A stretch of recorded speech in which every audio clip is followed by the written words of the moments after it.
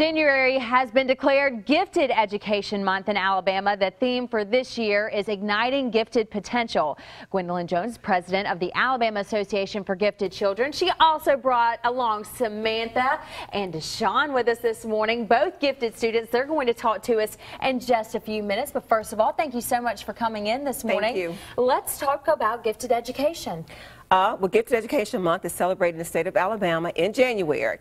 And Governor Bentley has proclaimed that, so we're going to have an actual proclamation signing with the governor on next Wednesday, the 21st. What we're trying to do is we're trying to make people aware of some of the inadequacies that we have in the legislature for gifted education. We have 61,000 gifted students in the state of Alabama, but we only have 500 teachers.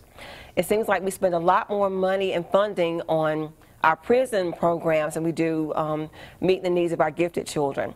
So we're trying to build awareness by actually coming on the news station and radio stations, because a lot of people aren't aware about what gifted education means. Right. So I brought two students with me to help me in getting the word out about gifted education, because they've received those services since they were in 3rd grade. How do children become a part of the gifted program? The state of Alabama starts to actually identify kids in 2nd grade. We could actually test them when they're 6, but we do most of the testing in 2nd grade because of a state mandate.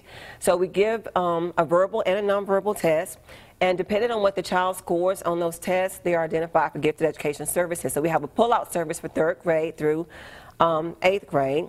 And we also do consultative services or indirect services for the state. Very good to know. That way, if any parents are watching right now, they can become more informed about the gifted program, especially with it being Gifted Education Month. Yes, it is. And we've got to talk to these kiddos over here because they are anxiously waiting to talk. Talk about some of the classes or your favorite class in the gifted program. Well, in the gifted program, we are in one class, but we study many subjects.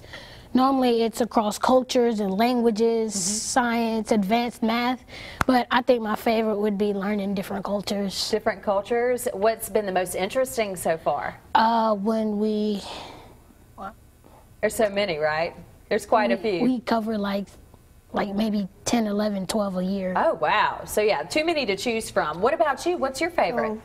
I've got to say, I just love having the advanced math. Right. Because just instead of having something the same every day, we have it changed up just about every week. Is math your favorite subject, Samantha? Yes, ma'am. Is it? Oh, I have to tell you, math was my subject that I struggled in school. I had to study for that. What's your favorite subject?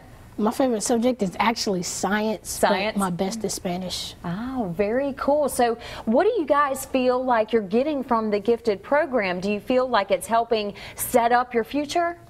It really helps with us because we get to be with other students and kids like ourselves, where we come together and we discuss different topics. Yeah. And we kind of agree on most of those. Sometimes we have our differences in what we want to say, but normally we come together and agree on something. Very cool, guys. And you know, if people want to find out more information about the gifted program, where can they do that?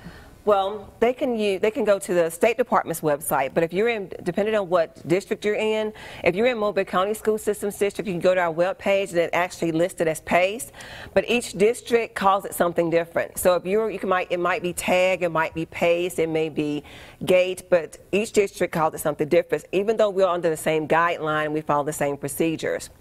One of the reasons that we started actually celebrating Gifted Education Month is that we're having a really high dropout rate with our gifted kids. Right now, the dropout rate among our gifted kids is about 25%. Okay. And that's really high. And then we have a lot of kids that, even though if they don't drop out, they're unmotivated. Those are our kids that sometimes they become suicidal because their needs aren't being met in the general education classroom. So right now in the state, we have about 1 teacher per 122 gifted kids. Oh, wow. And so if any parent is watching right now, they're intrigued by the conversation, they see these two and they want to maybe get their children involved, what would you say to them? Well, they would need to contact the gifted specialist at their school. Okay. And she's the one that initiates most of the testing for the school. But we do what's called a state child find, where we actually start to look at those kids when they're 7 years old. Okay. Because most research suggests that those kids about the time of 7 and 8 years old, they score higher on tests of intelligence than any other time in their life. Right. So that's why we start actually trying to identify them when they get to 2nd grade. And good to know. And we certainly appreciate you guys being here with us today, telling us more about the Gifted program. Guys, you did great. Thank you for chatting with me this morning. And thank you again, Thank you for having us. We're going to put the information on our website, fox10tv.com, under the Studio 10 tab. And coming up, a special event to honor the legacy of Dr. Martin Luther King Jr. We'll be right back.